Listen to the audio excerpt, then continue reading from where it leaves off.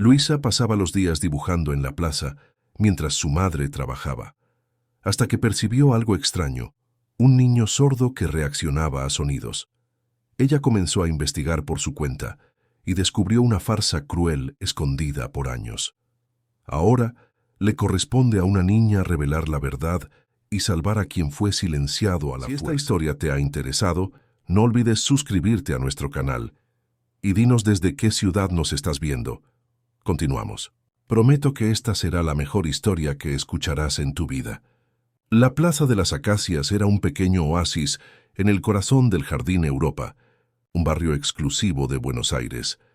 Mientras los niños corrían por los cuidados céspedes y las parejas paseaban bajo los árboles centenarios, Luisa Méndez, una niña de 7 años, permanecía sentada en el mismo banco de madera observando.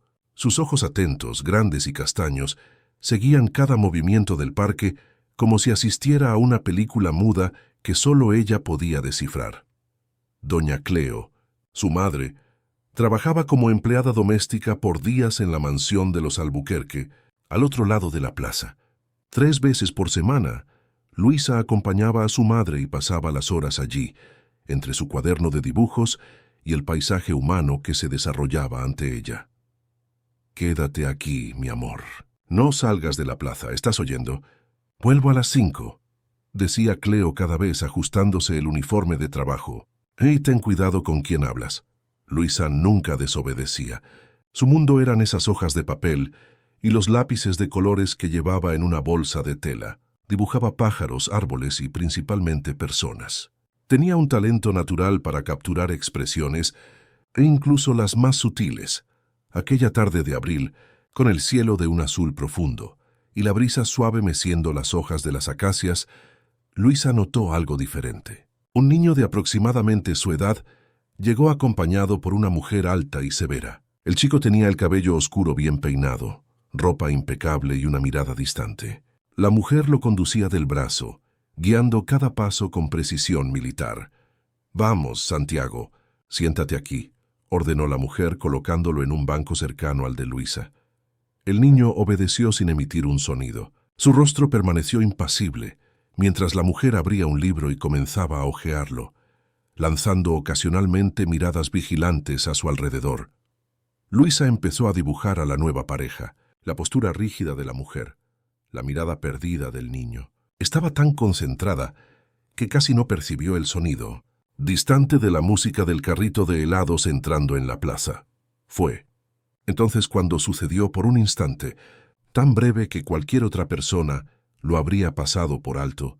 Los ojos del niño se movieron en dirección a la música. No fue solo un movimiento aleatorio. Fue una reacción, pequeña, contenida pero innegable, e inmediatamente después, la mujer le tocó el brazo como si lo advirtiera silenciosamente. Luisa frunció el ceño intrigada. Guardó el detalle en la memoria y continuó observando. La semana siguiente, volvió a la plaza y, para su sorpresa, el niño y la mujer estaban allí nuevamente, a la misma hora. Esta vez, Luisa prestó más atención. Ya no estaba solo dibujando. Estaba investigando. «Es Santiago Albuquerque», informó una señora que alimentaba a las palomas. «Pobrecito, es sordo desde bebé. Regina, su cuidadora, lo trae aquí todas las semanas». «¿Sordo?», preguntó Luisa, recordando la reacción del niño a la música del carrito de helados. «Sí, desde los 6 meses, por lo que dicen. Su padre es el dueño de ese rascacielos nuevo en el centro. Eduardo Albuquerque, un hombre muy ocupado. Casi nunca ve a su hijo». Luisa agradeció la información y volvió a su banco. Esta vez, abrió una página nueva en su cuaderno y comenzó a anotar. «Santiago Albuquerque, supuestamente sordo», reaccionó a la música. Durante las semanas siguientes, Luisa estableció una rutina. Llegaba más temprano a la plaza y se posicionaba estratégicamente para observar al niño sin llamar la atención de la cuidadora. Creó un registro detallado, horarios, comportamientos, reacciones. Y notó más casos. Un perro ladró fuerte detrás de Santiago, haciéndolo parpadear más rápido. Una rama cayó con estruendo, y por una milésima de segundo, sus hombros se tensaron. Pequeñas reacciones, casi imperceptibles pero presentes, y cada vez que esto sucedía, La cuidadora parecía notarlo también, tocándolo discretamente como si le recordara algo. Una tarde, mientras la cuidadora se alejó para atender el teléfono, Luisa vio su oportunidad. Se movió silenciosamente hacia el banco junto a Santiago y tomó su cuaderno. Con gestos exagerados, dibujó un pájaro y se lo mostró al niño. Él miró sin expresión. Luisa entonces imitó el canto del pájaro, bajito. Los ojos de Santiago se encontraron con los de ella por un breve momento. Una mirada cargada de significado, pero rápidamente desviada cuando la cuidadora regresó. Luisa volvió a su lugar, el corazón acelerado. Ahora estaba segura, Santiago oía.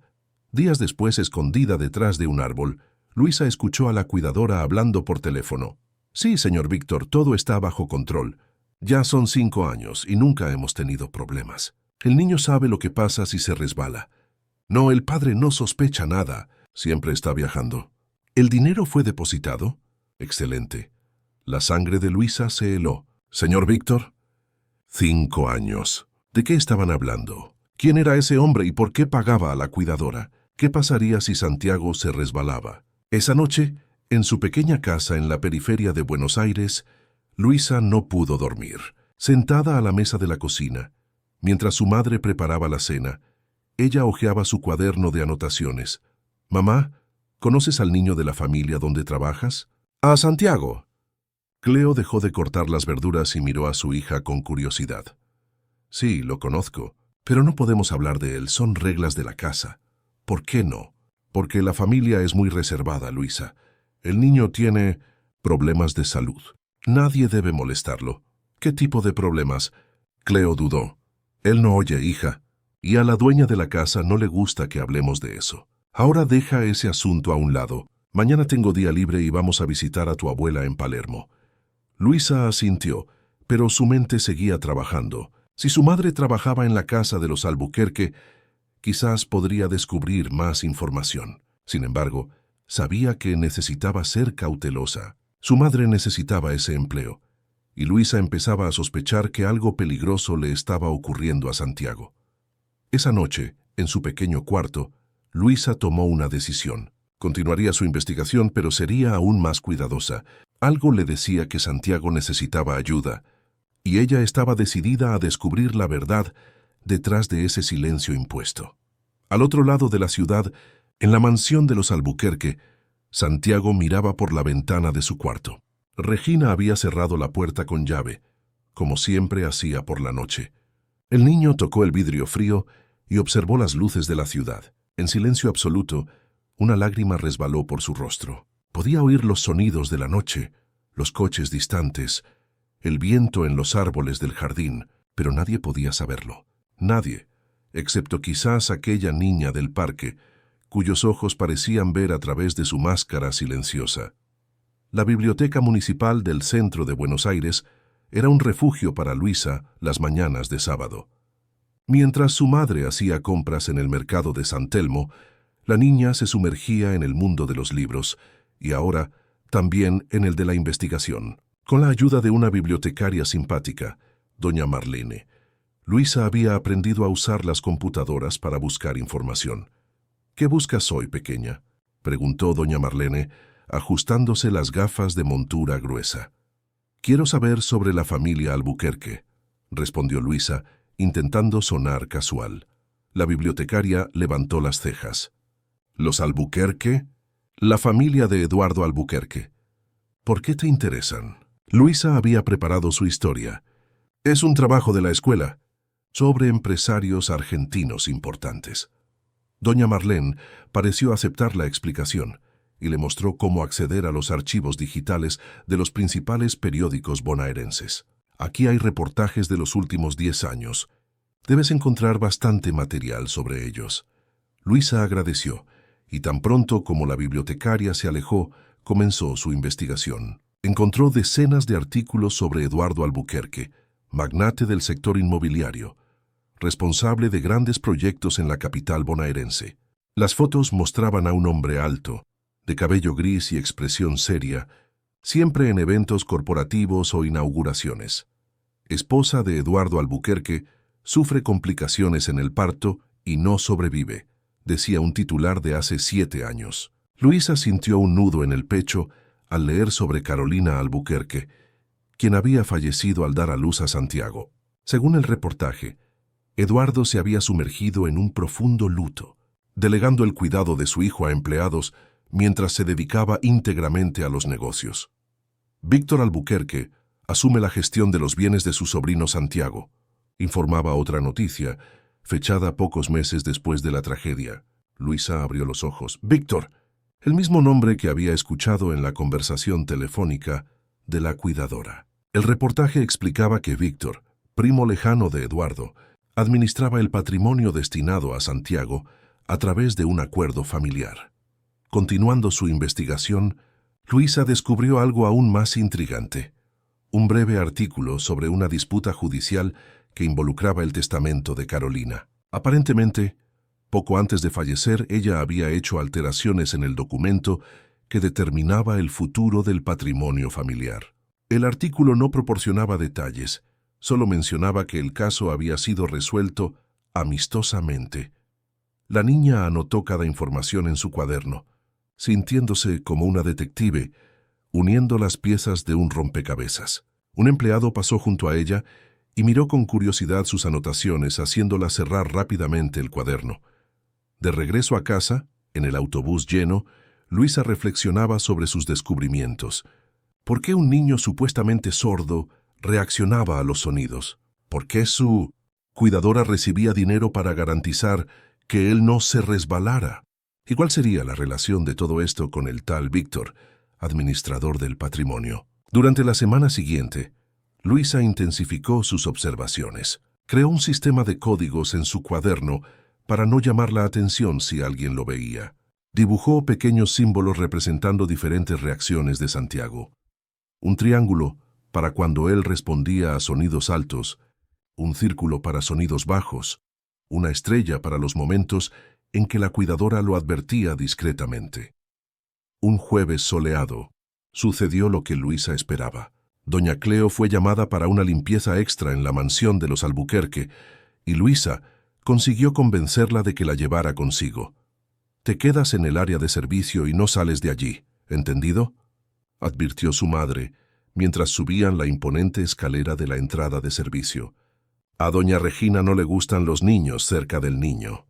Luisa asintió obedientemente, pero tan pronto como su madre comenzó a trabajar, la niña inició su cuidadosa exploración de la mansión. Al pasar por una puerta entreabierta, escuchó la voz de Regina al teléfono nuevamente. «Sí, señor Víctor». «No, ningún problema. Los médicos continúan con la misma evaluación. El niño mantiene el comportamiento esperado. Sí, continúa administrando la medicación según las instrucciones». «¿Medicación? ¿Qué medicación sería esa?». Luisa frunció el ceño, intentando escuchar más cuando percibió pasos acercándose. Rápidamente, se escondió detrás de una estatua de bronce en el pasillo. Regina salió de la sala cerrando la puerta y se dirigió al piso superior.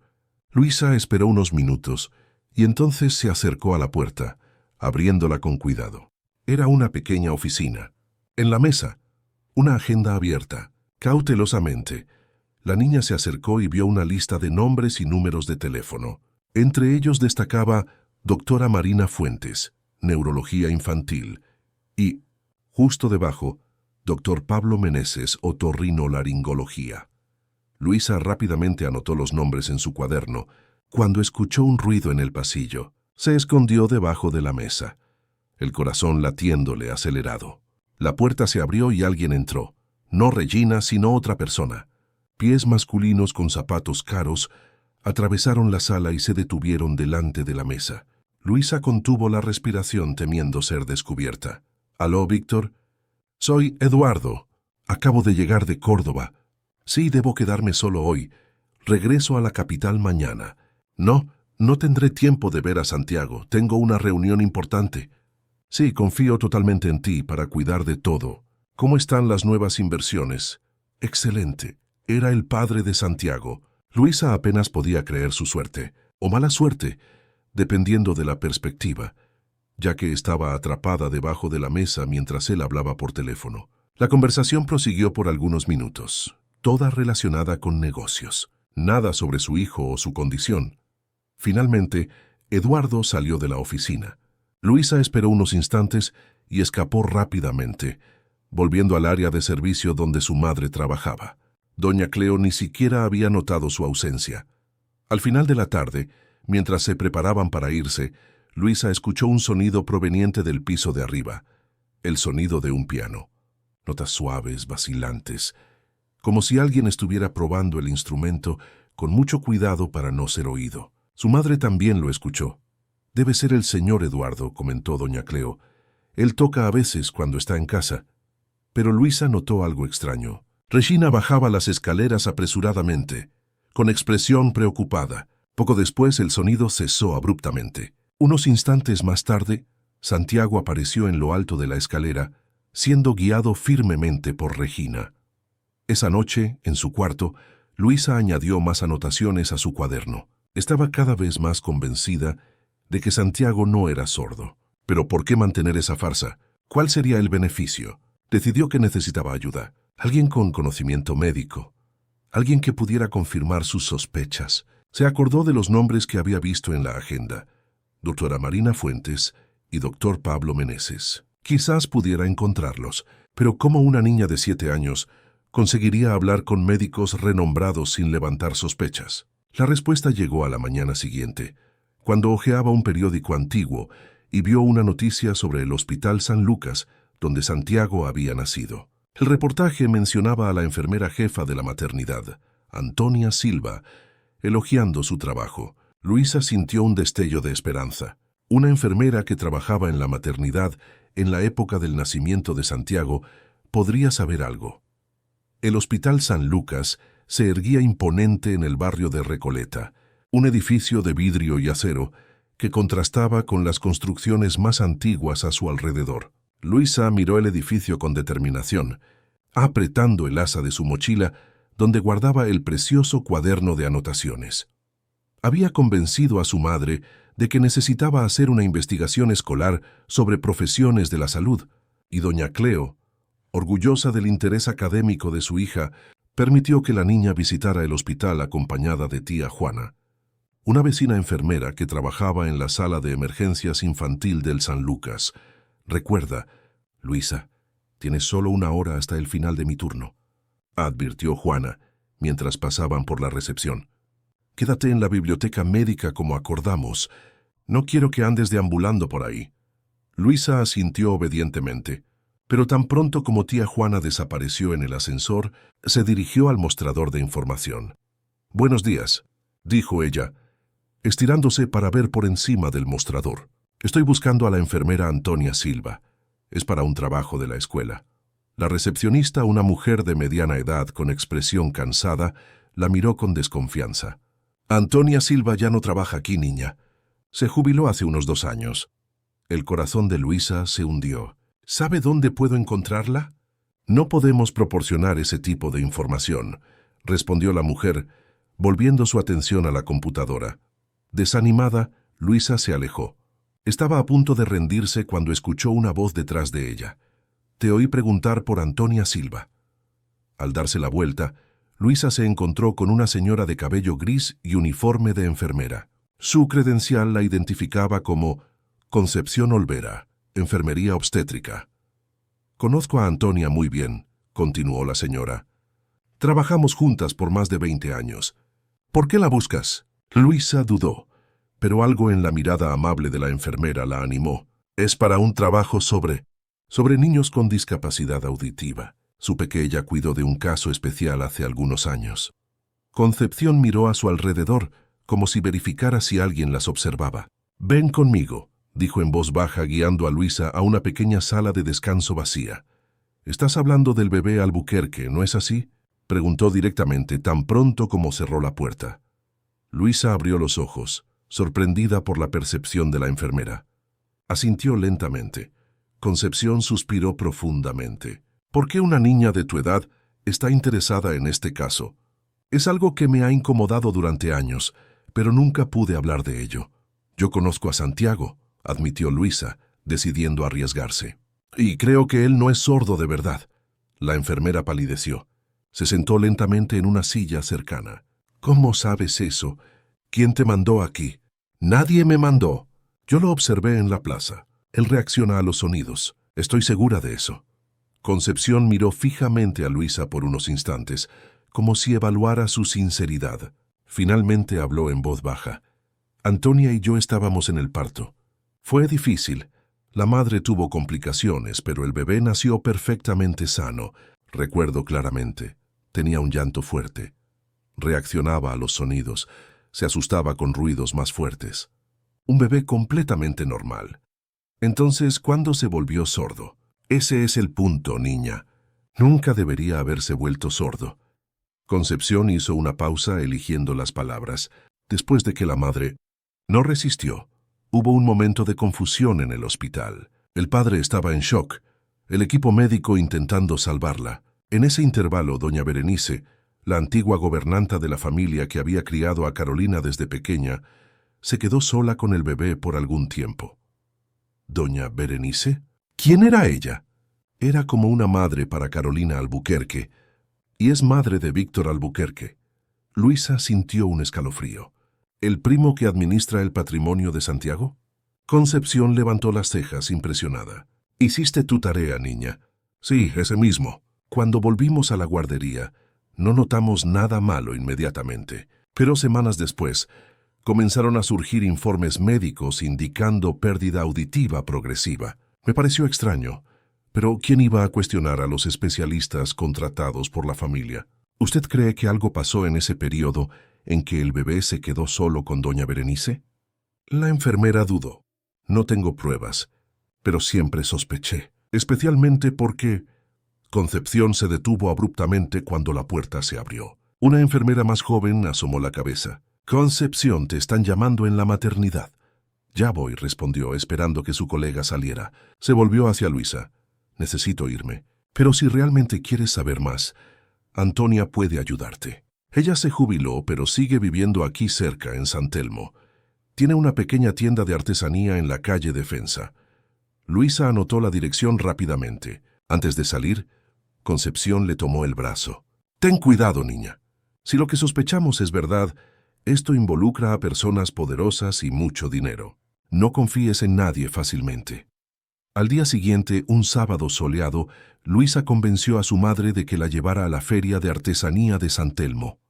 Mientras doña Cleo admiraba cerámicas en un puesto, la niña se escabulló discretamente y se dirigió a la calle Defensa.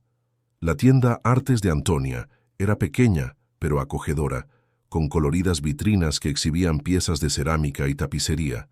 Al entrar, Luisa fue recibida por el suave sonido de música argentina y el olor a café fresco.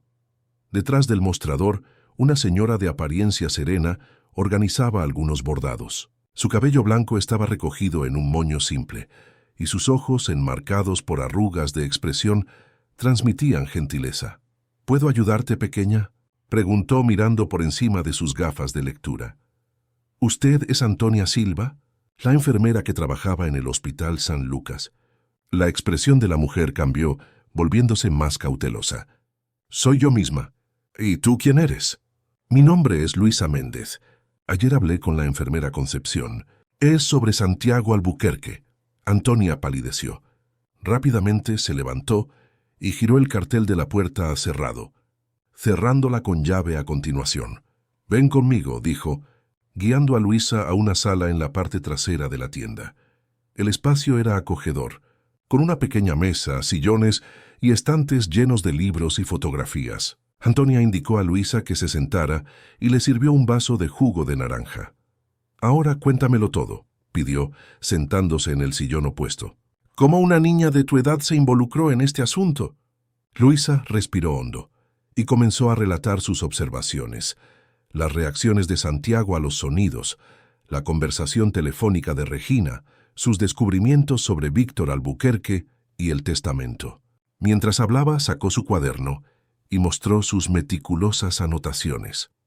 Antonia escuchó atentamente, su rostro alternando entre sorpresa, tristeza e indignación. Cuando Luisa terminó, la exenfermera permaneció en silencio por unos instantes, como si procesara todo.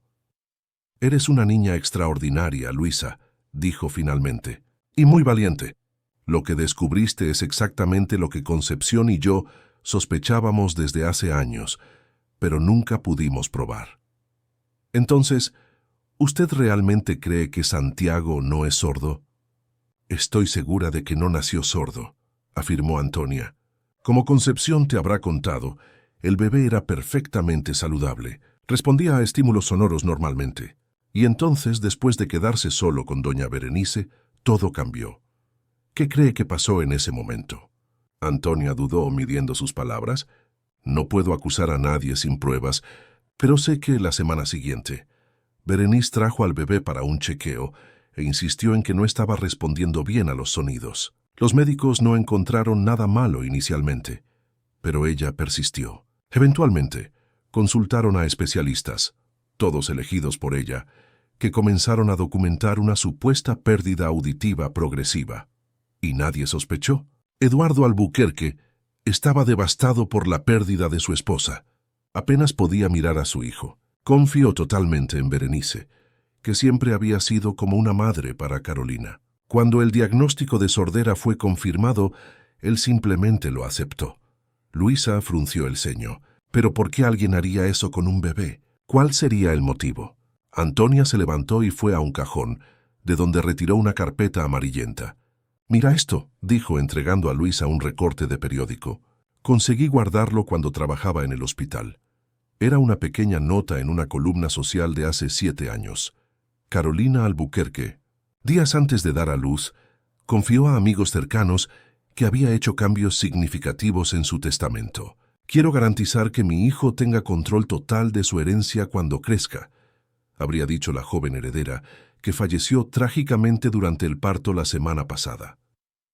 Luisa miró a Antonia, confusa. «No entiendo. ¿Qué tiene que ver esto?» El testamento original de Carolina, hecho cuando se casó con Eduardo, establecía que, si algo le sucedía a ella, su fortuna personal, que era significativa, proveniente de su familia, sería administrada por Berenice hasta que Santiago cumpliera 18 años. Pero aparentemente poco antes de dar a luz, Carolina hizo alteraciones. ¿Y cuáles eran esas alteraciones? Nunca lo supe con certeza, pero oí rumores de que ella retiró a Berenice del control de los bienes. Y hay otra cosa.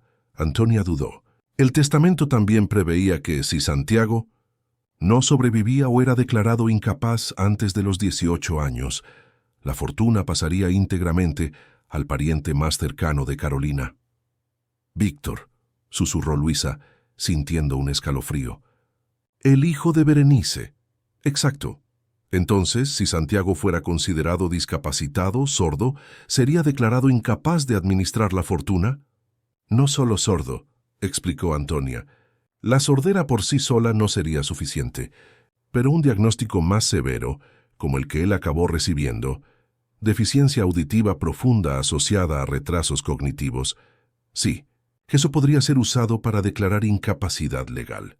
Luisa sintió un nudo en el estómago. «¿Usted está diciendo que hicieron que Santiago pareciera sordo y con problemas mentales a propósito para quedarse con la herencia?» «Es una posibilidad que siempre me ha perseguido», admitió Antonia. «Berenice falleció hace algunos años, pero Víctor continuó como administrador del patrimonio, y la cuidadora actual, Requina, por lo que me contaste, parece estar manteniendo la farsa».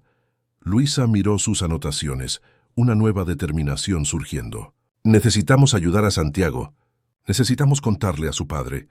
«No será fácil», advirtió Antonia. «Eduardo rara vez está en Buenos Aires, e incluso cuando lo está se mantiene aislado. Además, necesitaríamos pruebas concretas. Tu palabra contra la de médicos renombrados y la de un pariente cercano no sería suficiente. ¿Y si consiguiéramos que el propio Santiago hablara? Si él admitiera que oye y que fue enseñado a fingir?» Antonia ponderó. Sería arriesgado para él. ¿Quién sabe lo que se le ha dicho a este pobre niño a lo largo de los años? ¿Qué amenazas se le han hecho? Los niños pueden ser fácilmente manipulados a través del miedo. Luisa recordó la expresión de Santiago cuando parpadeó 2 veces para ella, una mezcla de esperanza y terror. «Necesitamos ayuda», dijo Antonia finalmente. «Conozco a alguien que puede ayudarnos. Una médica que trabajó conmigo en el San Lucas, doctora Fernanda Correa. Ella es otorrinolaringóloga y especialista en audiología infantil. Quizás ella pueda realizar exámenes independientes a Santiago sin el conocimiento de Regina o Víctor. ¿Cómo haríamos eso? No lo sé todavía, admitió Antonia, pero es un comienzo. Me pondré en contacto con ella y le explicaré la situación. En ese momento, el celular de Luisa sonó. Era su madre preocupada por su desaparición en la feria. «Necesito irme», dijo la niña, levantándose apresuradamente. «Pero volveré mañana si usted lo permite». Antonia sonrió tomando las manos de Luisa. «Eres una niña muy especial, ¿sabías? Valiente y observadora. Santiago tiene suerte de tenerte como amiga». «Todavía no somos amigos de verdad», respondió Luisa, «pero espero que podamos serlo un día en que él pueda hablar y oír libremente». Mientras regresaba para encontrarse con su madre, Luisa sentía el peso de la responsabilidad sobre sus pequeños hombros. Estaba involucrada en algo mucho más grande de lo que había imaginado inicialmente. Algo que involucraba dinero, poder y la libertad de un niño atrapado en un silencio forzado. Pero ahora ya no estaba sola. Tenía aliados. Y lo más importante, tenía la confirmación de que sus sospechas eran correctas. Santiago necesitaba ayuda, y ella estaba decidida a proporcionársela, sin importar cuán peligroso fuera el camino por delante. La lluvia fina que caía sobre Buenos Aires no impidió que Luisa volviera a la Plaza de las Acacias aquel lunes. Bajo un paraguas colorido, se sentó en su banco habitual, su cuaderno protegido dentro de una carpeta plástica. A su lado, discretamente posicionada, estaba la doctora Fernanda Correa, la otorrinolaringóloga indicada por Antonia. «Recuerda», dijo la médica en voz baja, «necesitamos ser extremadamente cautelosas. Observar a distancia es nuestro objetivo hoy». Luisa asintió, sintiendo la tensión del momento. En los 2 días anteriores, se había reunido con Antonia y la doctora Fernanda para elaborar un plan. La médica, una mujer de 40 y pocos años, con postura firme y ojos perspicaces, que había escuchado la historia con creciente indignación profesional. Simular deficiencia en un niño no solo es antiético, es criminal, había afirmado ella. Si esto es verdad, necesitamos documentar todo meticulosamente antes de presentar las evidencias a las autoridades. Regina y Santiago llegaron puntualmente a las 3, como siempre. Incluso bajo la llovizna, mantuvieron la rutina. La cuidadora armó un paraguas grande sobre el banco y abrió su libro habitual, mientras el niño se sentaba obedientemente a su lado, mirando a la nada. «Observa su postura», murmuró la doctora Fernanda. «Hay algo ensayado en los movimientos, como si estuviera siguiendo un guión mental». Durante la hora siguiente, la médica analizó cada mínima reacción de Santiago a los sonidos del ambiente. El sonido distante de una ambulancia, el ladrido de un perro, el ruido de niños jugando. Con discreción, hizo anotaciones en su propio cuaderno, ocasionalmente intercambiando miradas significativas con Luisa. «Definitivamente responde a estímulos sonoros», concluyó finalmente. «Las reacciones son sutiles pero consistentes. Micromovimientos oculares, tensión momentánea de los músculos faciales, alteraciones en la respiración. Un verdadero deficiente auditivo profundo no demostraría este patrón». «¿Y ahora?», se preguntó Luisa ansiosa. «Ahora necesitamos contacto directo. Necesitamos que él confirme nuestras sospechas de forma que podamos documentar». Esa noche, reunidas en el apartamento de la doctora Fernanda en Belgrano, las 3 conspiradoras perfeccionaron su plan.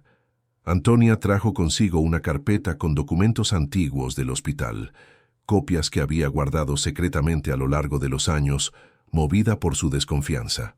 «Aquí están los primeros exámenes de Santiago», explicó, esparciendo los papeles sobre la mesa. «Nótese que inicialmente no había ninguna indicación de problemas auditivos. Entonces, repentinamente, comienzan a surgir informes indicando pérdida progresiva, todos firmados por el mismo médico, doctor Ricardo Mireles». La doctora Fernanda examinó los documentos con atención. «Conozco a Mireles. Trabaja principalmente con pacientes particulares de alto poder adquisitivo. Nunca me gustaron mucho sus métodos, pero tiene una reputación impecable en el círculo social de la élite bonaerense. Conseguí también una copia del informe que declaró a Santiago oficialmente como portador de deficiencia auditiva profunda con compromiso cognitivo asociado, continuó Antonia, mostrando otro documento. Fue este diagnóstico el que permitió a Víctor asumir la administración legal de todos los bienes del niño. Luisa miraba los papeles, intentando entender la terminología médica. ¿Cómo consiguieron fingir todos esos exámenes? Hay varias posibilidades, respondió la doctora. Fernanda pensativamente. Exámenes adulterados, resultados manipulados, incluso medicamentos que pueden temporalmente simular síntomas de pérdida auditiva. Recuerdo un caso en la literatura médica donde se usaron gotas anestésicas en los oídos de un niño antes de exámenes audiométricos, causando falsos resultados. Regina mencionó que administra medicación a Santiago, recordó Luisa. La oí hablando por teléfono. Necesitamos descubrir qué medicación es esa, dijo la doctora Fernanda. Y más importante, necesitamos establecer comunicación directa con Santiago, lejos de los ojos de Regina. Después de horas de discusión, llegaron a un plan. Luisa sería el puente para el contacto inicial, usando su cuaderno como medio de comunicación. La doctora Fernanda prepararía una prueba auditiva simple, disfrazada de juego, y Antonia usaría sus contactos en el Hospital San Lucas para investigar más sobre el historial médico oficial de Santiago. El miércoles, el clima era perfecto para la ejecución del plan. Sol brillante, brisa suave, la plaza repleta de niños jugando, distracción ideal para Regina. Luisa llegó temprano y se posicionó estratégicamente en un banco más cercano al que Santiago y Regina solían ocupar. En su cuaderno había preparado una serie de dibujos con mensajes escondidos, cada uno representando una etapa del plan.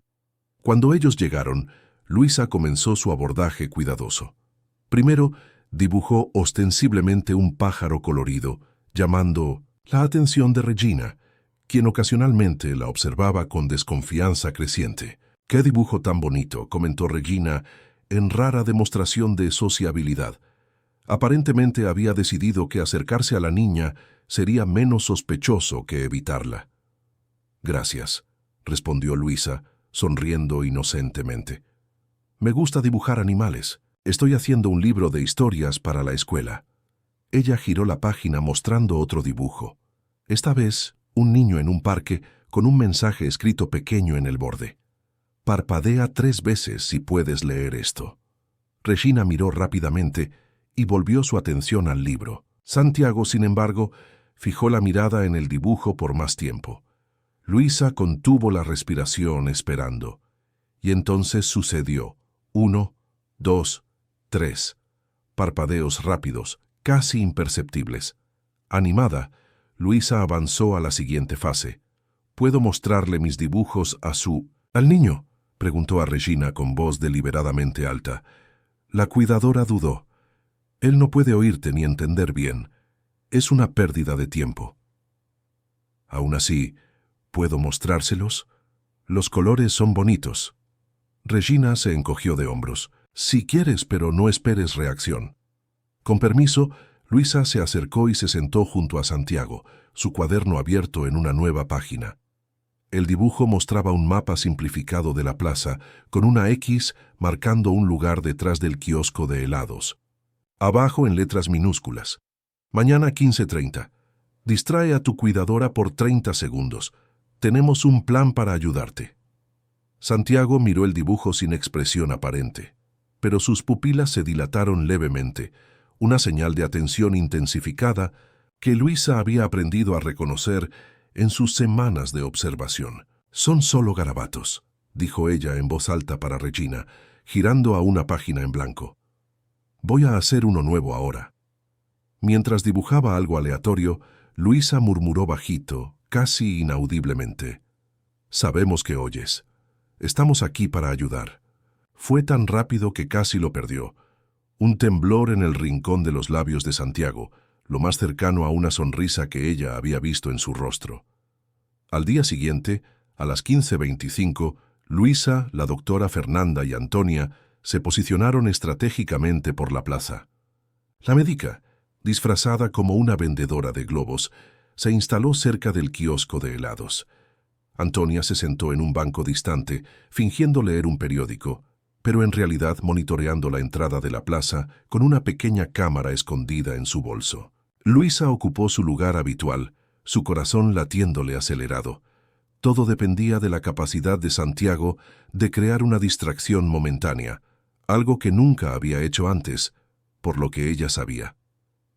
Regina y Santiago llegaron puntualmente. La rutina habitual se estableció. El mismo banco, el mismo libro, la misma expresión vacía en el rostro del niño. Los minutos pasaron lentamente. 15:30, 15:35. Luisa comenzaba a perder la esperanza cuando, de repente, sucedió. Santiago dejó caer su pequeño estuche de lápices de colores, un artículo que Regina siempre traía, aunque el niño rara vez usaba. Los colores se esparcieron por el suelo de piedra, rodando en todas direcciones. «¡Santiago!», exclamó Regina irritada. Se agachó para recoger los lápices, momentáneamente distraída. Fue todo lo que necesitaron.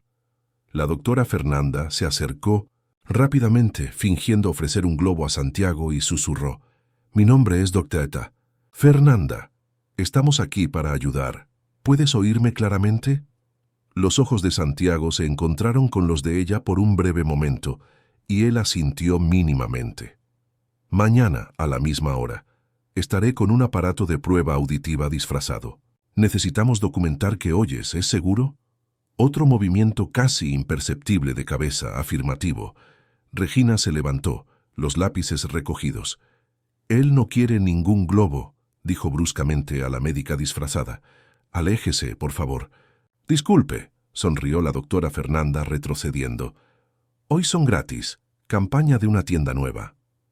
Ella ató un globo colorido en el banco junto a Santiago y se alejó, misión cumplida. Esa noche, en la casa de Luisa, el teléfono sonó. Era Antonia, su voz tensa. «Necesitamos acelerar el plan», dijo ella sin preámbulos. «Recibí información preocupante. Víctor Albuquerque estará en Buenos Aires la próxima semana para una reunión con Eduardo. Temo que estén planeando algo definitivo en relación con el estatus legal de Santiago». «¿Ya qué quiere decir con definitivo?», preguntó Luisa, sintiendo un escalofrío en el estómago.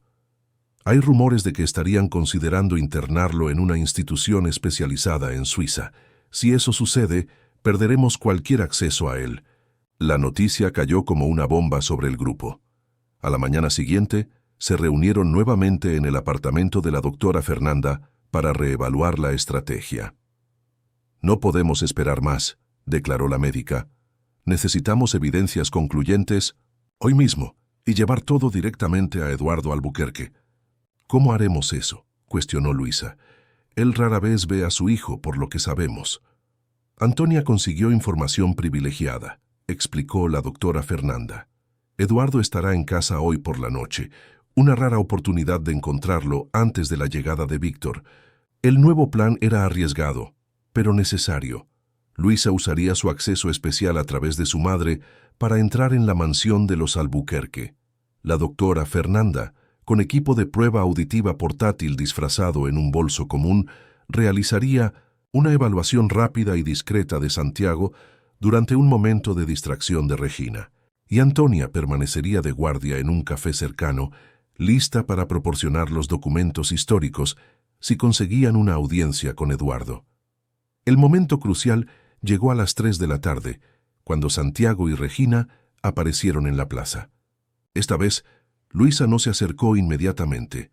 Esperó hasta que la doctora Fernanda, ahora disfrazada como fotógrafa casual, pudiera posicionarse estratégicamente. Siguiendo el plan, Luisa dejó caer su bufanda roja a propósito cerca del banco de Santiago. Al agacharse para recogerla, susurró: «Hoy es el día. Necesitamos que reacciones a la prueba de la médica. Es seguro, te lo prometo». Los ojos de Santiago se encontraron con los de ella momentáneamente, transmitiendo un mensaje claro. Estaba listo. La doctora Fernanda se acercó, aparentemente fotografiando flores cercanas. En un movimiento rápido y bien ensayado, activó un pequeño dispositivo en su bolso, un emisor de sonidos en frecuencias específicas, inaudible para quien estuviera a más de 2 metros de distancia. Para cualquier observador casual, nada parecía haber sucedido. Pero Luisa, observando atentamente, vio la reacción instantánea de Santiago, un movimiento reflexivo de la cabeza en dirección al sonido, seguido por un ajuste consciente para disimular la reacción natural. La médica rápidamente tomó algunas fotos más y se alejó, pero no sin antes registrar todo con una pequeña cámara escondida en sus gafas. Tenían su evidencia. Regina, que había estado distraída por unos instantes conversando con otra niñera, volvió su atención a Santiago. Su mirada se encontró con la de Luisa, y algo cambió en su expresión, una sombra de sospecha, quizás incluso miedo. «Vamos, Santiago», dijo ella abruptamente, levantándose. «Está haciendo frío aquí». Mientras los observaba partir apresuradamente, Luisa sintió al mismo tiempo triunfo y aprensión. Habían conseguido la prueba, pero Regina claramente sospechaba de algo. El tiempo se estaba agotando. Esa noche, como estaba planeado, doña Cleo fue llamada para un servicio extra en la mansión de los Albuquerque, un pedido específico que Antonia había logrado arreglar a través de contactos. Y como de costumbre, Luisa acompañó a su madre. «Estoy tan orgullosa», dijo doña Cleo en el autobús. «La gobernanta dijo que el patrón quedó impresionado con mi trabajo y pidió específicamente que yo organizara la biblioteca hoy.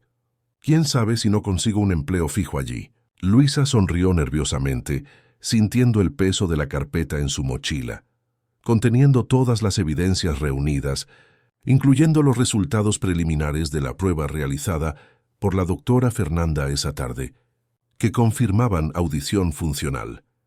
La mansión estaba inusualmente concurrida cuando llegaron. Empleados circulaban apresurados, preparando algo que parecía ser una pequeña recepción. Luisa acompañó a su madre hasta el ala de servicio, donde la gobernanta doña Marcia la recibió. «Cleo, qué bien que llegaste. La biblioteca necesita estar impecable hasta las 8. El señor Eduardo recibirá a algunos invitados importantes». Ella miró a Luisa con desaprobación. «¿La niña vino de nuevo?» «Lo siento, no pude dejarla en casa hoy», explicó doña Cleo. «Prometo que ella se quedará calladita en el área de servicio». «Está bien, pero manténgala lejos de los invitados y del niño». Tan pronto como la gobernanta se alejó, Luisa susurró a su madre: «Me quedaré en la cocina, ¿está bien? Doña Juana siempre me da pastelitos». Cleo asintió distraídamente, ya preocupada con la tarea que tenía por delante.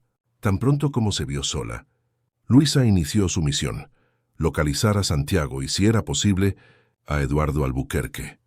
Moviéndose como una sombra por los pasillos de la mansión, ella evitó a los empleados ocupados y se dirigió al piso superior, donde sabía que estaba el cuarto de Santiago. A medida que se acercaba, escuchó voces alteradas provenientes de una sala al final del pasillo, una de ellas, inconfundiblemente la de Regina. «No podemos esperar más», decía una voz masculina que Luisa no reconoció. «Eduardo ya firmó los documentos preliminares para la transferencia. Tan pronto como Víctor llegue mañana con los papeles de la institución suiza, se finalizará». «¿Y si el niño crea problemas?», preguntó Regina, su voz tensa. «Ha estado diferente últimamente, más atento. Esa chica del parque». «¿Qué chica?» «Una niña que nos observa. Estoy casi segura de que intentó comunicarse con Santiago». Hubo un momento de silencio tenso. «Descubre quién es esa niña», ordenó la voz masculina. «Y en cuanto a Santiago, aumenta la dosis de la medicación esta noche.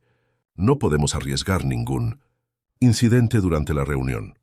Luisa retrocedió silenciosamente, el corazón martillándole contra el pecho. El peligro era más inmediato de lo que habían imaginado. Necesitaba encontrar a Santiago ahora, antes de que le dieran más medicación. Siguiendo su instinto, se dirigió al cuarto que creía que era el suyo, la segunda puerta a la izquierda, que ya había identificado en visitas anteriores. Con extremo cuidado, giró el pomo. La puerta se abrió silenciosamente, revelando un cuarto espacioso pero extrañamente impersonal para un niño. Paredes en tono azul claro, muebles caros e impecables, juguetes organizados metódicamente en estantes, como un escenario de catálogo de decoración. no el refugio de un niño de 7 años. Santiago estaba sentado junto a la ventana, mirando al jardín. Al oír la puerta, se giró rápidamente, sus ojos abriéndose al reconocer a Luisa. Se llevó el dedo a los labios, en un gesto universal de silencio. «Santiago», susurró Luisa, acercándose cautelosamente. «Vine a ayudar. Tenemos poco tiempo». El niño miró nerviosamente hacia la puerta, luego a un pequeño intercomunicador en la pared. Se levantó y, para sorpresa de Luisa, caminó directamente hasta un escritorio, tomó un lápiz y un papel y escribió con mano temblorosa: «Cámaras, micrófonos». Luisa sintió la sangre helarse. El cuarto estaba bajo vigilancia. Asintió para mostrar que había entendido y escribió rápidamente: «Tu padre está en casa. Necesito hablar con él, urgente». Santiago dudó, el miedo evidente en sus ojos. Finalmente escribió: «Regina me da medicina antes de que él venga. Hace que mi cabeza se confunda». «¿Cuándo?», gesticuló Luisa señalando un reloj en la pared. «Pronto», escribió Santiago. «Reunión a las 8». En ese momento oyeron pasos en el pasillo. Luisa rápidamente guardó el papel en el bolsillo y fingió estar arreglando los juguetes en el estante cuando la puerta se abrió. Regina entró, su expresión cambiando instantáneamente de neutra a furiosa al ver a Luisa. «¿Qué haces aquí? ¿Cómo entraste?», exigió avanzando amenazadoramente. Luisa retrocedió, su mente trabajando a toda velocidad. «Mi madre está limpiando la biblioteca. La gobernanta me pidió que trajera estas toallas limpias». Ella señaló una pila de toallas dobladas sobre una silla que había notado al entrar. Regina entrecerró los ojos, claramente sin creerle. «Sal inmediatamente. Este cuarto está prohibido para empleados, y mucho menos para sus hijos». «Lo siento, me perdí», murmuró Luisa, dirigiéndose a la puerta. «Espera», dijo Regina, bloqueando su paso. «Tú eres la niña del parque, la que se la pasa dibujando y observando». Luisa tragó saliva. «Yo solo me gusta dibujar personas». «Déjame ver tu mochila», exigió Regina extendiendo la mano. «No hay nada ahí», protestó Luisa retrocediendo. «Solo mis cuadernos de la escuela». «Muéstrame», insistió Regina, su voz elevándose. En ese momento algo inesperado sucedió. Santiago, hasta entonces inmóvil como una estatua, derribó deliberadamente una jarra de agua que estaba sobre su mesa. El ruido del vidrio rompiéndose en el piso de mármol resonó por el cuarto, haciendo que Regina se girara instintivamente. Fue toda la distracción que Luisa necesitaba. Se deslizó hacia el pasillo y corrió lo más silenciosamente que pudo, oyendo los gritos furiosos de Regina detrás de ella. Dobló en un pasillo, luego en otro, buscando las escaleras, pero la mansión era un laberinto de puertas y pasajes. Finalmente, se encontró en un amplio pasillo que no reconocía. Al fondo, voces masculinas conversaban en tono serio. Se acercó cautelosamente y vio una puerta entreabierta, revelando lo que parecía ser una elegante oficina. «No entiendo por qué esta prisa repentina con la internación», decía una voz que Luisa reconoció de los noticieros televisivos. «Eduardo Albuquerque. Santiago está estable desde hace años. ¿Por qué enviarlo a Suiza ahora?» «Eduardo, ya lo hemos discutido», respondió otra voz suave y persuasiva. «La institución de Zúrich es la mejor del mundo para casos como el suyo. Y tú mismo dijiste que quieres dedicarte más a los nuevos proyectos en Córdoba. Con Santiago allí, bajo cuidados especializados, tendrías más libertad. Quizás...» La voz de Eduardo sonaba incierta, cansada. «Siempre has cuidado de sus intereses mejor que yo, Víctor. Desde que Carolina nos dejó...» «¿Víctor?». Luisa se congeló. Víctor Albuquerque estaba allí. La reunión que debería tener lugar al día siguiente estaba ocurriendo ahora. «Es lo mejor para todos», continuó Víctor. «Los médicos concuerdan en que su desarrollo ha alcanzado una meseta. En Suiza, con tratamiento intensivo, quién sabe. Era ahora o nunca». Llenándose de valor, Luisa golpeó la puerta de la oficina. Las voces se silenciaron. Pasos se acercaron y la puerta se abrió completamente, revelando a un hombre alto de cabello gris, Eduardo Albuquerque, exactamente como en las fotos de los periódicos, aunque con líneas de cansancio más profundas en el rostro. ¿Quién eres?, le preguntó sorprendido al ver a una niña. Mi nombre es Luisa Méndez, señor, respondió ella, intentando controlar el temblor en la voz. Mi madre trabaja aquí como empleada doméstica. Necesito hablar con usted sobre su hijo, Santiago. Eduardo frunció el ceño, confuso. Detrás de él, Luisa pudo ver a un hombre más joven, de traje impecable y expresión calculadamente neutra. Víctor Albuquerque, supuso. ¿Qué podría decir una niña sobre mi hijo?, cuestionó Eduardo. Algo muy importante, señor. Algo que usted necesita saber antes de enviarlo a Suiza. La expresión de Víctor se endureció. Él se adelantó. Eduardo, esto es obviamente alguna broma. Llamaré a seguridad para llevarla de vuelta al área de servicio.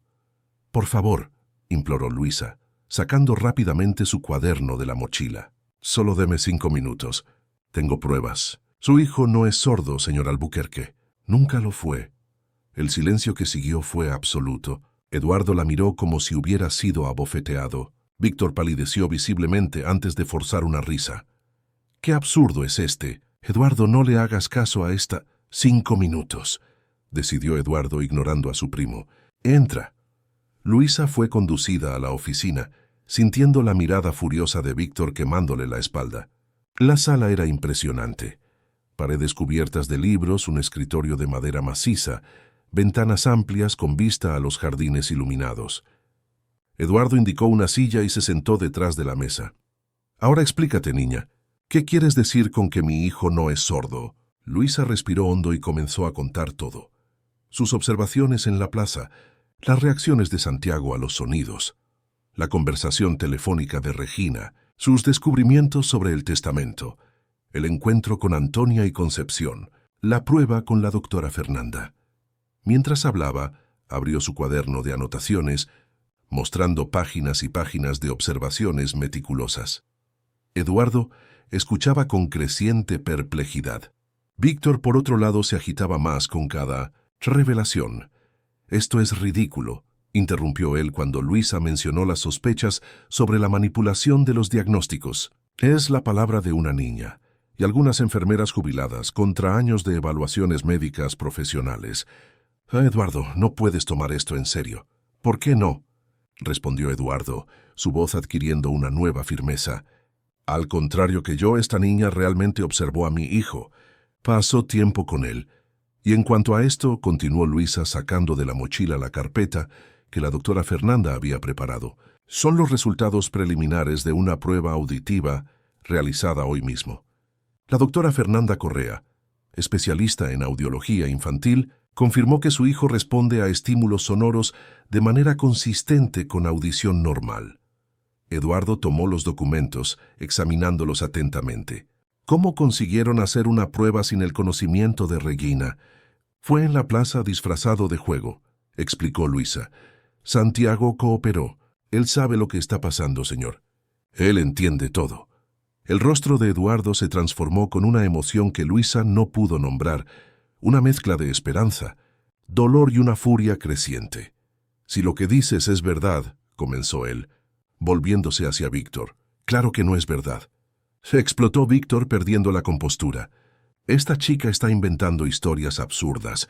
Probablemente es algún esquema para extorsionar dinero. No quiero dinero, protestó Luisa. Solo quiero que Santiago sea libre. Libre para hablar, oír, vivir normalmente. Eduardo se levantó abruptamente. Voy a ver a mi hijo ahora. Eduardo, sé razonable, intentó Víctor, interponiéndose entre su primo y la puerta. Santiago ya está medicado para dormir. Los médicos recomiendan no perturbar su rutina. Apártate de mi camino, Víctor, ordenó Eduardo, su voz peligrosamente tranquila. Voy a ver a mi hijo inmediatamente. El enfrentamiento fue interrumpido por un golpe urgente en la puerta. La gobernanta entró, jadeando. «Señor Eduardo», Regina y el niño Santiago desaparecieron. «¿Qué?», Eduardo palideció. «Seguridad acaba de informarme. Regina salió por la parte de atrás con Santiago hace 15 minutos. Subieron a un coche negro que los esperaba en la calle lateral». Eduardo se volvió hacia Víctor, que parecía tan sorprendido como él. «¿Sabías esto?». «¡Claro que no!», se defendió Víctor. ¿Por qué Regina haría algo así sin autorización? Pero Luisa notó algo que los adultos no percibieron. el celular de Víctor vibrando en su bolsillo. Un mensaje recibido en el momento exacto del anuncio. «Llame a la policía», ordenó Eduardo a la gobernanta. «Espere», intervino Víctor, «no nos precipitemos. Probablemente es un malentendido. Regina debe haber llevado a Santiago para algún examen de última hora. Déjame llamarla primero». Mientras Víctor sacaba el celular y se alejaba a un rincón de la sala, Luisa se acercó a Eduardo. «Señor Albuquerque, no confíe en él. Creo que está involucrado en la desaparición. Acaba de recibir un mensaje». Eduardo miró a la niña, luego a su primo, su expresión endureciéndose. «Marcia, llama a seguridad. Y llama a la policía, ahora». Minutos después, la oficina estaba repleta de guardias de seguridad y Eduardo exigía explicaciones a Víctor. «Muéstrame tu celular. Quiero ver tus mensajes recientes». «Esto es absurdo», protestó Víctor guardando el aparato en el bolsillo interior de su saco. «Estoy intentando localizar a Regina como todos aquí. Su hijo está en peligro», insistió Luisa. «Regina sabe que descubrimos la verdad. Ella puede hacer cualquier cosa para silenciarlo ahora». La tensión en el aire era palpable cuando el jefe de seguridad entró en la sala. «Señor, acabamos de recibir una llamada. Anónima. El interlocutor dijo que si usted no desmiente públicamente las acusaciones contra la familia, algo le sucederá al niño». La sangre abandonó el rostro de Eduardo. «Dios mío, es un secuestro». «Necesitamos actuar rápido», dijo Luisa, su mente trabajando a toda velocidad. «Pero hay algo extraño. Si los secuestradores fueran Víctor y Regina, ¿por qué harían amenazas? Ellos ya tendrían a Santiago». Eduardo miró a la niña de 7 años, cuyo razonamiento parecía más claro que el de muchos adultos. «Puede que tengas razón. Sigamos buscando». Fue entonces cuando el celular de Luisa vibró. Un mensaje de Antonia. «Ala pediátrica. Tercer piso. Sala de tratamiento 302. Vengan rápido, solos». Eduardo leyó el mensaje por encima del hombro de Luisa e inmediatamente se dirigió a los ascensores, con la niña pisándole los talones. Al llegar al 3er piso, siguieron silenciosamente por el pasillo mal iluminado hasta la sala 302. Eduardo abrió la puerta lentamente, preparado para cualquier cosa. La escena que lo recibió hizo que ambos se congelaran en el lugar. Regina estaba tendida en una camilla, pálida, con el brazo vendado. Antonia la cuidaba, verificando su presión arterial, y en una silla cercana, encogido pero consciente, estaba Santiago. Al ver a su padre, el niño se levantó. Sus ojos, siempre vacíos en público, ahora estaban llenos de emoción. Sus labios temblaron, formando sonidos vacilantes, como quien intenta recordar cómo usar músculos que estuvieron mucho tiempo dormidos. «Papá», dijo Santiago, su voz ronca, apenas usada, pero inconfundiblemente real. Fue la primera palabra que Eduardo escuchó a su hijo decir en 7 años. El tiempo pareció congelarse en aquella pequeña sala de hospital. Eduardo permaneció inmóvil, como si hubiera sido alcanzado por un rayo. Sus ojos, fijos en su hijo, se llenaron de lágrimas. «Santiago», susurró, finalmente avanzando con pasos temblorosos.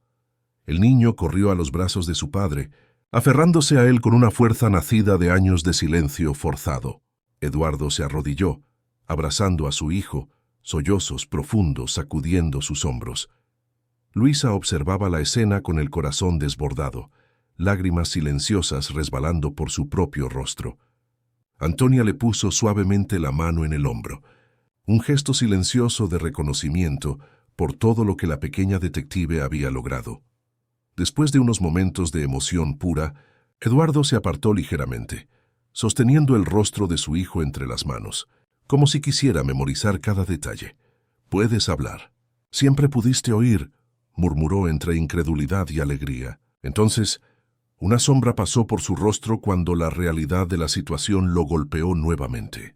Volviéndose hacia Regina, su expresión se endureció. «¿Tú cómo pudiste hacerle esto a mi hijo?» Regina, pálida y claramente debilitada, bajó los ojos. «No fue mi idea, señor Albuquerque. Solo continué lo que doña Berenice empezó». «Explícate», exigió Eduardo manteniendo a Santiago firmemente a su lado. Regina respiró hondo, visiblemente reuniendo fuerzas. «Fui contratada hace 5 años después de la partida de doña Berenice», Víctor me explicó que el niño tenía una condición especial que necesitaba ser mantenida para su propio bien. Al principio creí que solo estaba siguiendo orientaciones médicas. ¿Qué condición especial?, preguntó Eduardo, su voz cargada de indignación. La sordera y el supuesto retraso cognitivo, interfirió Antonia. Una farsa creada desde que Santiago era bebé. Regina asintió lentamente. Con el tiempo, empecé a darme cuenta de que algo andaba mal. Santiago claramente reaccionaba a los sonidos. Comprendía todo a su alrededor. Pero cuando le pregunté a Víctor, ella dudó. Él me amenazó. Dijo que yo sería responsabilizada si la condición de Santiago era descubierta. Que yo perdería todo, iría a prisión. Y entonces empezó a pagarme más, mucho más que un salario normal de cuidadora. ¿Aceptaste dinero para mantener a mi hijo prisionero en un mundo silencioso? La voz de Eduardo temblaba de ira contenida. Regina bajó la cabeza. No tengo excusas. Solo puedo decir que con el tiempo quedé atrapada en una situación de la que no sabía cómo escapar. ¿Qué pasó hoy?, preguntó Luisa acercándose cautelosamente. ¿Por qué huyeron? Regina miró a la niña con una mezcla de respeto y pesar. Me di cuenta de que habías descubierto la verdad. Vi cómo observabas a Santiago. Noté tus pruebas discretas. Cuando te encontré en su cuarto hoy, supe que el tiempo se estaba agotando. Ella hizo una pausa, tocándose el brazo vendado. Recibí órdenes de Víctor para aumentar la medicación de Santiago esta noche. Gotas que adormecen parcialmente los nervios auditivos, causando una sordera temporal durante los exámenes.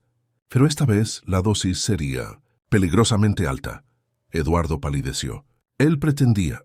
No sé exactamente qué pretendía, interrumpió Regina. Pero entendí que Santiago estaría en peligro. Entonces decidí huir con él, traerlo al único lugar que me pareció seguro, el hospital donde nació. ¿Pero su coche?, comenzó Luisa. Un hombre nos siguió, explicó Regina. Nos interceptó cerca del Parque 3 de Febrero. Intentó forzar la entrada al coche. Conseguí escapar, pero él rompió la ventana, me cortó el brazo. Abandoné el coche y tomé un taxi hasta aquí, esperando despistar a quien nos seguía. Eduardo abrazó a Santiago con más fuerza. ¿Cómo supiste a quién llamar cuando llegaste aquí? Yo no sabía, admitió Regina. Fue una coincidencia. Un destino. La enfermera en la recepción de emergencias era Concepción, que reconoció a Santiago inmediatamente. Ella llamó a Antonia y nos escondieron aquí. Durante toda la conversación, Santiago permaneció silencioso, observando todo con ojos atentos, aferrado a su padre como si temiera ser separado nuevamente. Finalmente, con voz vacilante, articuló. Ella me ayudó. Hoy. Todos miraron al niño, sorprendidos por su esfuerzo para hablar.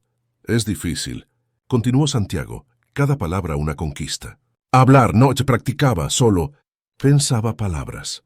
Luisa se acercó a él con una sonrisa gentil. Tú puedes, Santiago. Tu voz se hará más fuerte con el tiempo. El niño le devolvió la sonrisa, la primera sonrisa genuina que cualquiera de ellos había visto en su rostro. Entonces se volvió hacia su padre. Abuela Berenice, comenzó, cuando yo era bebé. Eduardo frunció el ceño, confuso. ¿Berenice? La gobernanta de tu madre. Santiago asintió lentamente. Ella ponía gotas en los oídos, dolía si yo reaccionaba a sonidos.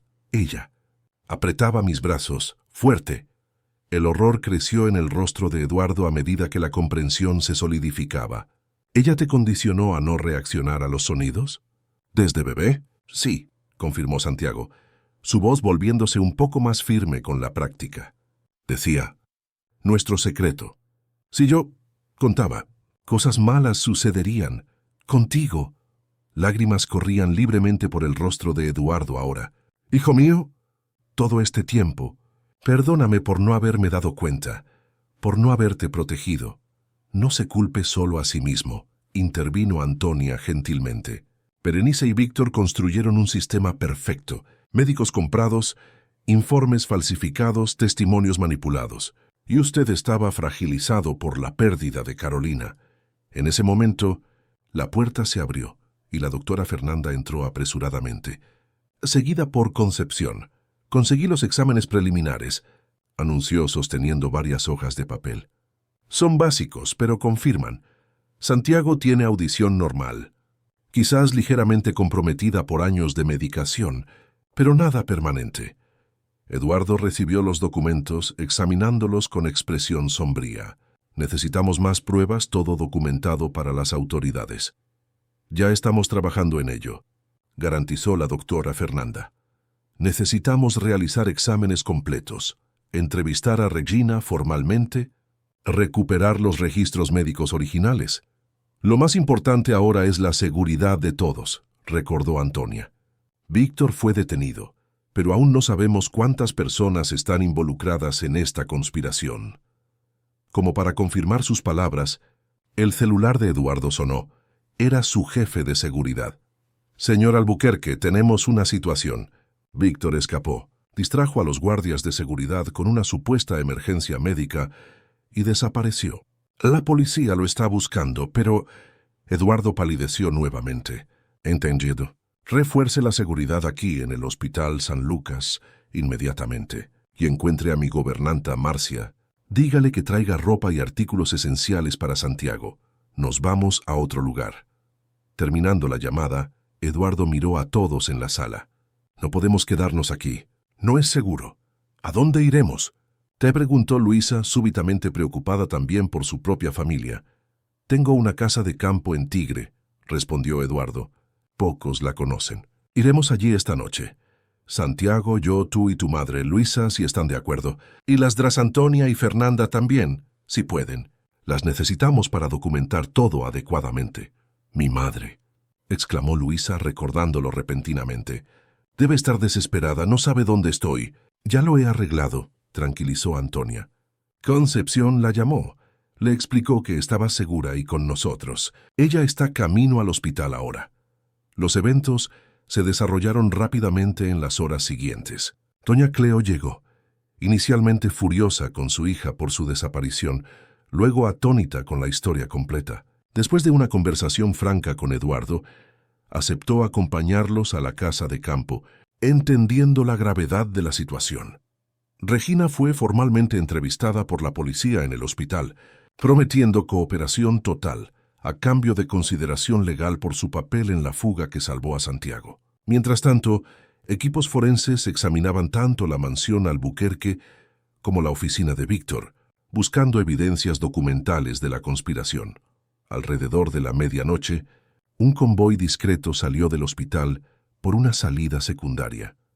2 coches de seguridad, la limusina de Eduardo transportando a él, Santiago y Marcia, y una furgoneta llevando a Luisa, Doña Cleo, la doctora Fernanda, Antonia y Concepción.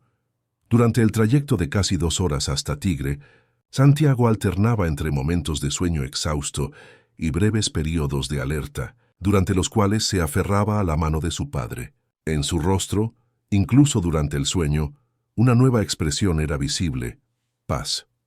La casa de campo resultó ser una encantadora propiedad rural, escondida entre colinas verdes y protegida por un sistema de seguridad discreto, pero sofisticado. A medida que el sol salía, todos finalmente se permitieron descansar un poco después de la noche más extraordinaria de sus vidas. Luisa, instalada en un cuarto cómodo con su madre, se acostó, pero no pudo dormir. Su cuaderno de anotaciones descansaba en la mesita de noche. Esas páginas simples habían cambiado tantas vidas. Sonrió para sí misma, pensando en Santiago y en la libertad que finalmente experimentaba. Mientras amanecía el nuevo día, se hicieron promesas silenciosas. Eduardo juró nunca más alejarse de su hijo. Santiago comenzó a soñar con las palabras que finalmente podría decir. Y Luisa se dio cuenta de que había descubierto algo importante sobre sí misma: su capacidad de observar lo que otros no veían y su valor para actuar cuando era necesario. Sin embargo, nadie en aquella casa pacífica podría prever que la historia aún no había terminado. La conspiración que habían desvelado era solo la punta de un iceberg mucho mayor, cuyas profundidades oscuras pronto serían forzadas a la luz. A la tarde siguiente, mientras Eduardo organizaba con sus abogados los próximos pasos legales por videoconferencia y la doctora Fernanda realizaba exámenes detallados a Santiago para documentar su condición real. El noticiero en la televisión de la sala interrumpió la programación normal. Noticia de última hora. Víctor Albuquerque, primo del empresario Eduardo Albuquerque y administrador de uno de los mayores fondos inmobiliarios del país, fue detenido hace pocos minutos intentando embarcar en un jet particular en el Aeropuerto Internacional de Ezeiza. Fuentes policiales informan que es sospechoso de fraude, falsificación de documentos médicos y otros crímenes relacionados con la herencia del hijo de Eduardo. En un giro sorprendente, documentos encontrados en su computadora portátil revelan conexiones con otros casos similares en familias adineradas del país. Todos en la sala se congelaron. Luisa, que jugaba a dibujar con Santiago en un rincón, sintió un escalofrío recorrer su espalda. Su intuición infantil, pero aguda, le decía que la historia estaba lejos de terminar. Eduardo entró en la sala, el rostro grave. Acabo de recibir una llamada de la Policía Federal. Encontraron documentos en el portátil de Víctor. No estamos tratando solo con un caso aislado. Hay indicios de una red organizada. Médicos, abogados, cuidadores, especializados en manipular diagnósticos de niños herederos. El silencio que siguió fue pesado, cargado con el horror de la revelación. Y entonces, sorprendiendo a todos, una voz clara y determinada cortó el aire. Necesitamos ayudar a los otros niños. Era Santiago de pie en medio de la sala, sus ojos brillando con una nueva fuerza. La fuerza de quien finalmente encontró su voz y estaba decidido a usarla. Luisa sonrió a su nuevo amigo, sintiéndose inesperadamente conectada a un propósito mucho mayor que ella misma. Sí, respondió simplemente, necesitamos. Mientras tanto, en la carretera rural que llevaba a la propiedad, un coche negro se acercaba lentamente. En el asiento del pasajero, una mujer de mediana edad con expresión determinada estudiaba un mapa detallado de la región. En el asiento trasero, un maletín médico contenía jeringas, frascos y documentos. El conductor, un hombre de apariencia respetable, podría fácilmente pasar por un médico o abogado de familia. Una amenaza se acercaba, no solo para Santiago y Luisa, sino para todo el frágil sentido de seguridad que habían construido en las últimas 24 horas. Fin de la historia.